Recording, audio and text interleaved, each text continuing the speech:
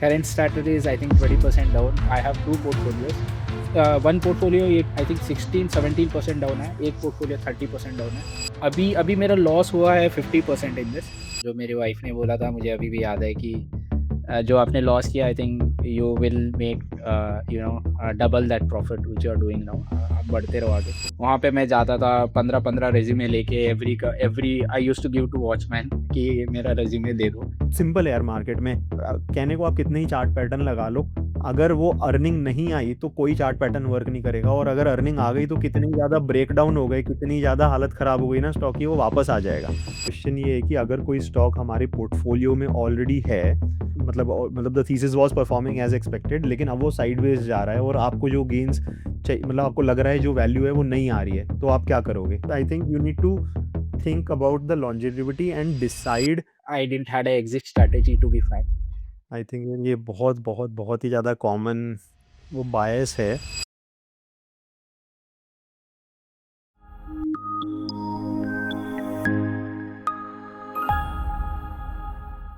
Okay, तो just before starting the podcast, आप में से जितने भी लोग हैं जिन्हें स्टॉक मार्केट इन्वेस्टिंग में इंटरेस्ट है, उनके लिए एक छोटा सा अपडेट है कि जो शुभम है वो संडे को एक वेबिनार कर रहे हैं। तो जिन्हें नहीं पता शुभम के बारे में, शुभम 29 की एज में फाइनेंशियली फ्री हो गए थे, इसलिए अमेजॉन यूएस की जॉब छोड़ के वो बैंगलोर इंडिया शिफ्ट हो गए और एक फुल टाइम इन्वेस्टर बन गए। तो अगर आप इस वेबिनार में इंटरेस्टेड हैं और शुभम के एक्सपीरियंस से सीखना चाहते हैं, तो इसका लिंक हमने डिस्क्रिप्शन और फर्स्ट कमेंट में दे दिया है। एनीवे, स्टार्ट करते हैं इस अमेजिंग पॉडकास्ट से। शेख, आप कहाँ से आते हो, आपका बैकग्राउंड क्या है और अभी क्या स्टेटस है, थोड़ा बताओ हमें। Yeah, I'm from Bangalore, Karnataka itself. So मेरा बैकग्राउंड है engineering. As though I was in from the mechanical background, उतनी कंपनीज नहीं थे। So I started looking around. There is एक स्टे यहाँ पे एक स्ट्रीट है पीनिया बोल के। वहाँ पे मैं जाता था 15-15 रेज्यूमे लेके, every I used to give to watchman कि मेरा रेज्यूमे दे दो। मैं एक फ्रेंड से रेफर करवा गया, वहाँ पे मुझे एक फ्रीलांसिंग की जॉब मिली। तो दे used to pay me at that time 15 to 16 के, which is something better than nothing. Then मुझे पता चला कि एक सॉफ्टवेयर टेस्टिंग है, which you have to test about the quality of the apps. तो I went to some university. Within 15 days I got placed in the company because I already learned about it, and तो वहाँ पे मेरी job लगी। तो salary बहुत कम थी, 6000 I have started with. उसके बाद हाइक्स भी, आई थिंक आपने दो दो तीन हाइक्स ली।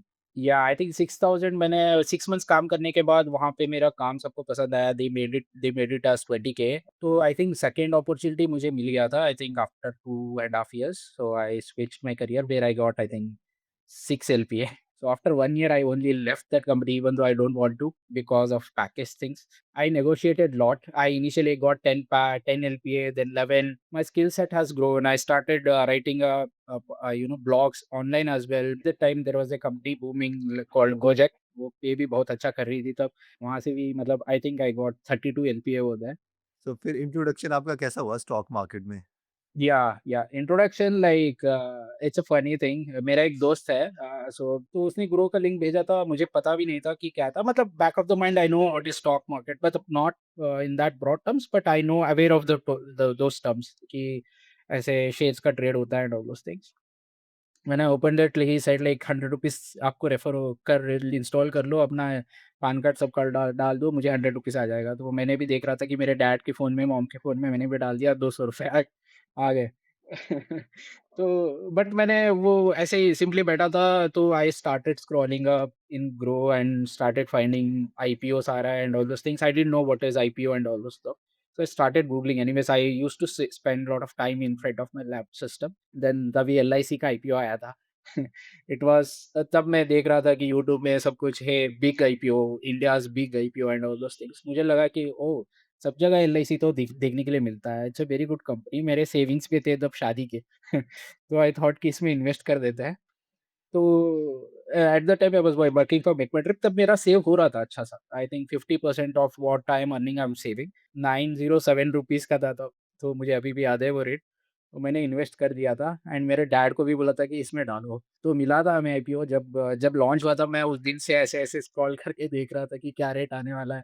तो देन आई रियलाइज़्ड कि ठीक है, ये करना मतलब देखना चाहिए, पढ़ना चाहिए। Then I start my that's how my journey started. So what is the goal finally? Goal to be frank मेरा ऐसा कुछ नहीं है। I am really enjoying what I do, but मेरा ये है कि I wanted to buy time, कि मुझे टाइम मिले। मुझे वहाँ पे जाना है घूमने, तो I can go. I don't have to caught up with the time. My calendar is block कि अभी ये मीटिंग अटेंड करना है। सबका यही है। तो मतलब इवेंचुअली वो आपको क्या लगता है, मतलब किस नंबर में वो चीज़ अचीव होगी? मतलब व्हाट शुड बी दी? या I did the fire calculator actually. तो मैंने देखा था कि मेरे मेरे थोड़े गोल्स भी हैं, कि मुझे 1.5 2 करोड़ का घर होना चाहिए। देन मुझे व्हीकल्स में थोड़ा वो भी शौक है, like not more than 50 lakhs. ऐसा नहीं कि मर्सिडीज वो सब चाहिए। देन मेरी डॉटर है, तो I wanted to save up for some for her, like for an education और future purpose, anything like up to 1 CR. Right, I think वो मेरे मोटा-मोटा कमिटमेंट आता है, like I think 2.5 crores max, right? So to mitigate the risk I have taken the health insurance, all those things intact. So मुझे मोटा-मोटा लगता है कि 3 से 4 करोड़ रहेंगे, तो to be safer number. So if which will round up to 6 to 7 crore, so I think then I will be sorted. तो 7 CR, मतलब पहले तो आपने कैलकुलेट कैसे किया और like what is the current status? अभी कहाँ तक पहुँचा है जर्नी? या श्योर। सो अभी आप देखोगे तो मेरा पोर्टफोलियो इज़ अराउंड 60 लाख्स होने वाला है। Then, yeah, every month I am saving up to 85% what I earn. So if I talk in the terms like every 3 lakhs every month I can deploy to the market. So because I don't have to pay rent, I have around 15, 16 lakhs of gold, which I bought, but current price I haven't estimated it. तो आपने कुछ percentage CAGR वगैरह calculate किया है कि कितने साल में? So I used to target for 15%, but I see that like मैं अभी इतना एफर्ट डाल रहा हूँ, तो even though I am spending some most of the time reading about the companies and all those things, I think I deserve more CAGR. तो target वो है minimum, I reach up to 20%, वो target रहेगा मेरा। What is the current status of portfolio? कितना-कितना loss में चल रहा है? Current strategy is I think 20% down. I have two portfolios.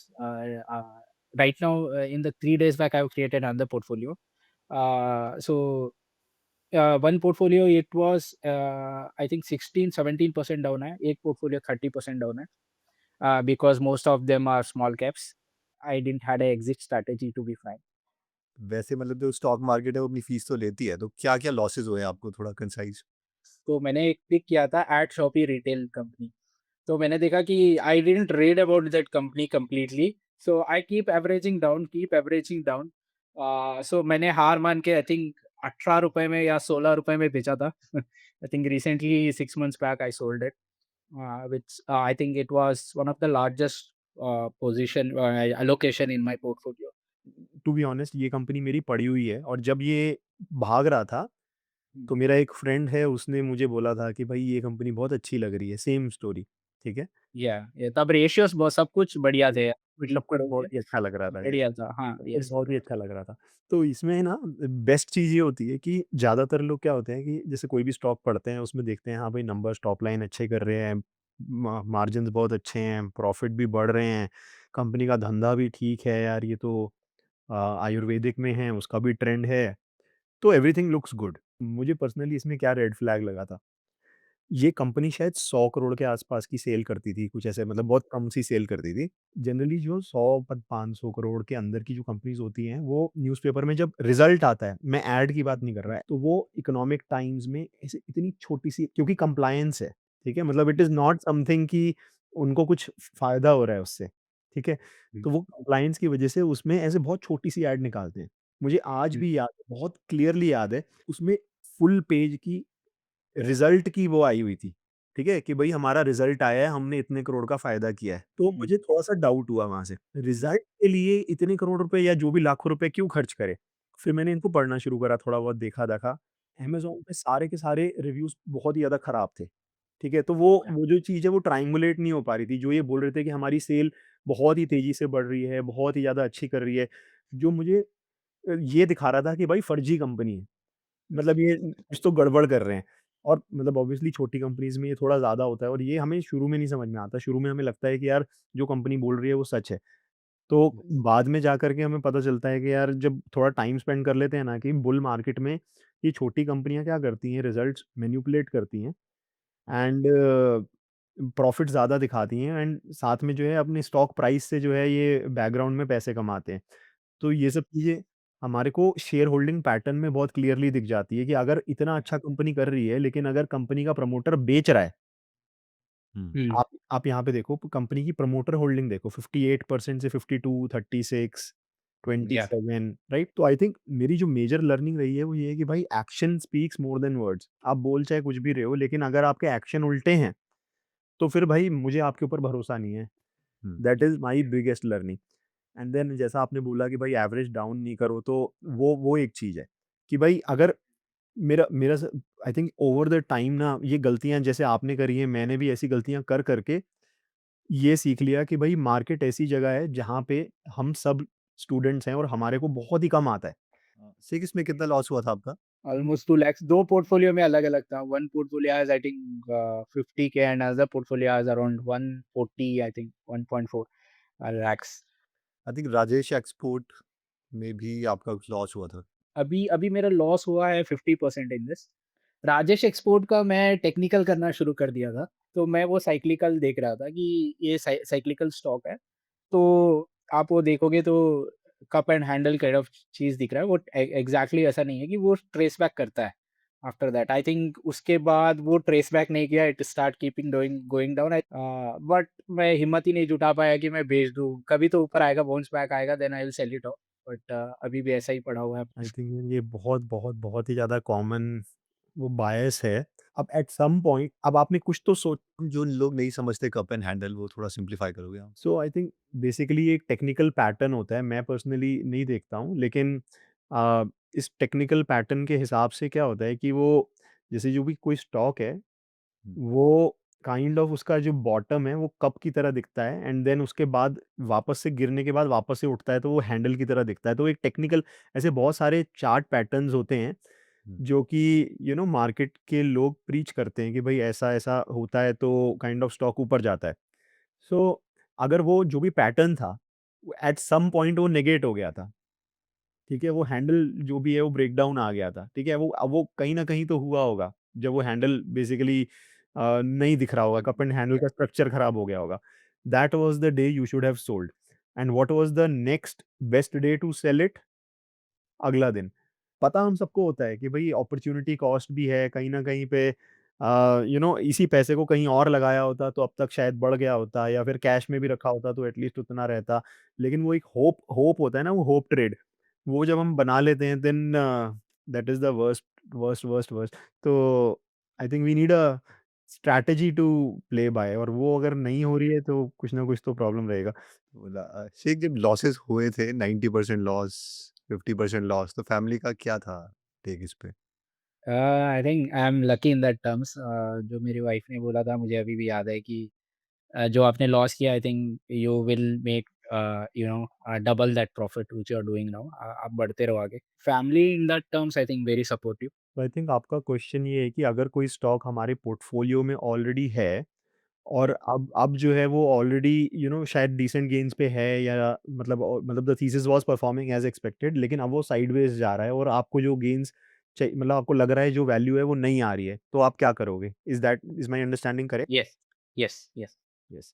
For example ये कंपनी है नाटको फार्मा, ठीक है? So I bought it at the breakout around मतलब यहाँ पे 650 के आसपास and it did reasonably well, जाता गया एंड देन ये ऑलमोस्ट 1600 पे गया था थोड़े दिन पहले, ठीक है? हुँ, हुँ। So this is where it technically it started behaving not as expected and the reason I say not as expected is क्योंकि अगर आप इसके नंबर्स देखोगे, मैं आपको थोड़ा-सा यहाँ पे ना नंबर्स और वो कोरिलेट करके दिखाता हूँ। तो बेसिकली ये वाला रिज़ल्ट आया था। ये लास्ट वाले रिज़ल्ट को छोड़ देते हैं, ठीक है? क्योंकि ये अभी तक आया नहीं है। तो यहाँ तक अगर आप देखोगे तो जो इनके प्रॉफिट्स हैं, ऑलमोस्ट 1800 करोड़ के प्रॉफिट हो रहे हैं, हुँ, ठीक है? And the stock is available at even now it is available at 7-8 P like looks very, very cheap, right? उस टाइम पे भी यस, शायद 10-12 का पी रहा होगा कुछ ऐसा, क्योंकि प्रॉफिट बहुत ही ज़बरदस्त है, ठीक है? आइडियली इसको और ऊपर जाना चाहिए था, ठीक हुँ, है? हुँ, लेकिन अब ये साइडवेज़ जाया जा रहा था एंड मतलब प्रॉफिट थोड़ा-थोड़ा कम हो रहा था। And then at some point it broke down, hmm, ठीक है? तो यहाँ पे तो क्लियर है कि भैया ये हो गया, इसका स्टोरी खत्म, यहाँ पे तो प्योर एग्जिट बन गया, 200 डीएमए के नीचे आ गया, ठीक है? But this is not your question is कि भाई इस टाइम पर जहां पर कुछ हो नहीं रहा जैसा हम सोच रहे हैं, हम्म, उस टाइम पे क्या करना है? तो जैसे मैं नाटकों की अगर पर्सनल इसकी बात करूं, तो इसमें हो क्या रहा था कि इनके जो प्रॉफिट्स थे वो सस्टेनेबल नहीं थे।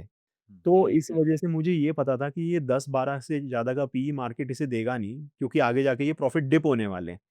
अब वो वही है कि आपको जो उसके इन्स एंड आउट्स हैं, उनकी उसकी जो थीसिस है, वो आपको कितनी क्लियर है, ठीक है? हम्म, अब अगर जैसे कुछ स्टोरीज़ होती हैं, तो आपको एक ये व्यू बनाना होता है, क्या ये एक लंबी स्टोरी है या फिर एक छोटी स्टोरी है, या ठीक है?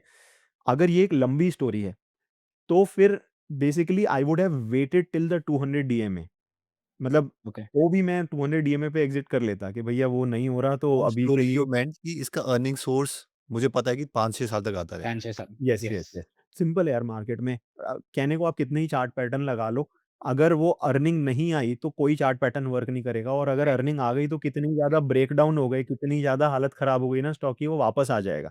It will definitely come back. So yeah that is how I think कि भाई जैसे ही अब वो वीकनेस मुझे एटलीस्ट जब वो साइडवेज मूवमेंट भी दे रहा था ना चार्ट नाटकों के केस में, even then I could feel कि मार्केट नोज़ समथिंग जो मेरे को समझ नहीं आ रही है, and it is not showing strength, तो मैंने इसको 200 डीएमए के बजाय 50 डीएमए पे शिफ्ट करके यहीं पे बेच दिया था। And this was and I feel so lucky कि भाई वो 1400 का अगर मैं बैठा रहता तो आज ऑलमोस्ट 700 के आसपास होता, 800 के या आसपास। So basically the to conclude I think you need to think about the longevity and decide आप कौन से मूविंग एवरेज पे खेलना चाहते हो। अगर आपको लग रहा है कि स्टोरी खत्म होने वाली है तो आप मूविंग एवरेज 200 की जगह 50 या 20 या जो भी है, मतलब basically you keep shifting based on that. yes, yes.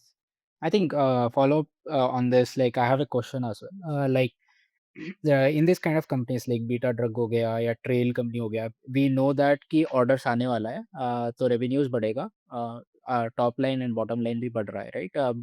We read about the guidelines and PPT which management submit, right?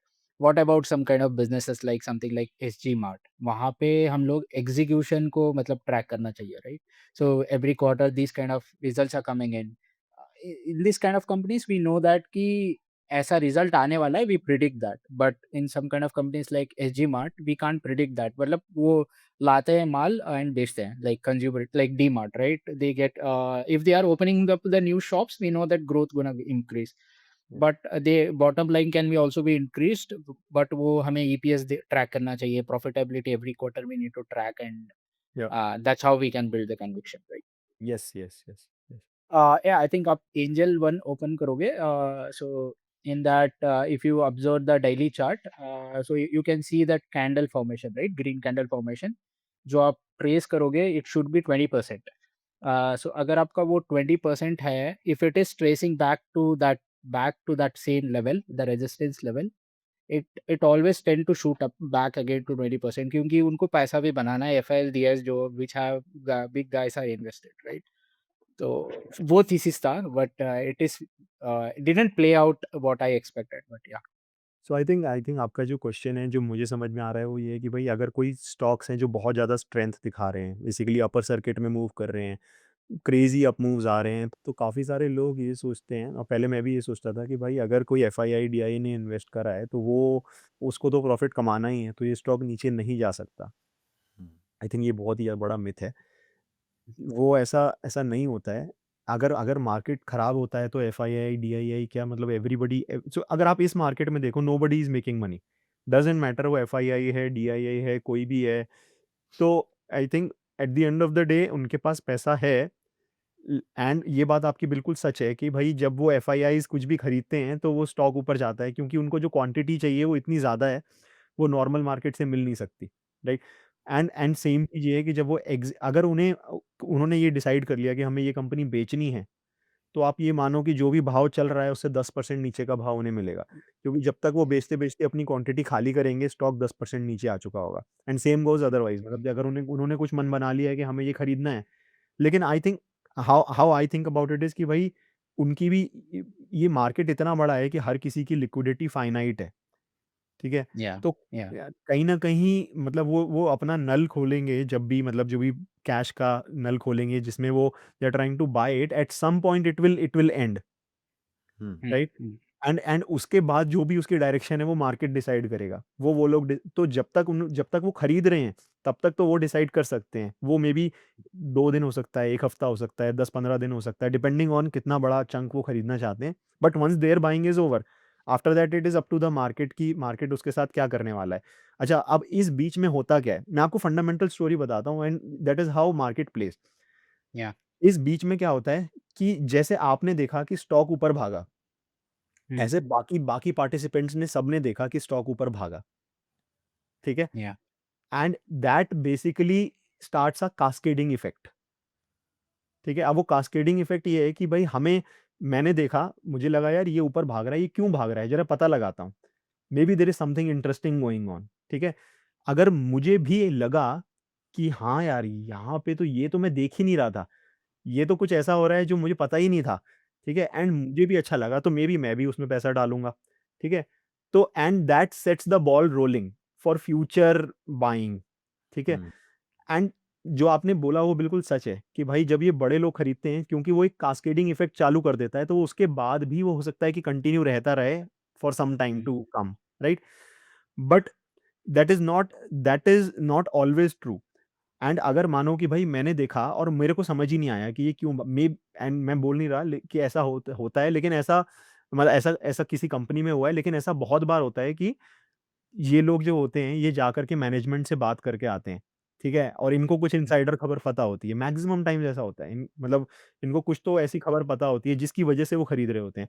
अब अगर मैंने वो देखा तो मेरे को वो खबर ही नहीं पता है, तो मेरे को समझ नहीं आएगा कि भाई हुआ क्या?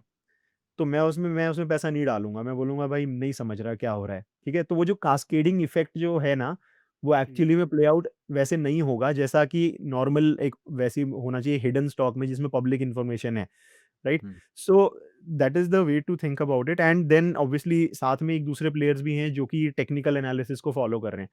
तो अगर वो उनका उनका फंडा बिल्कुल सिंपल है।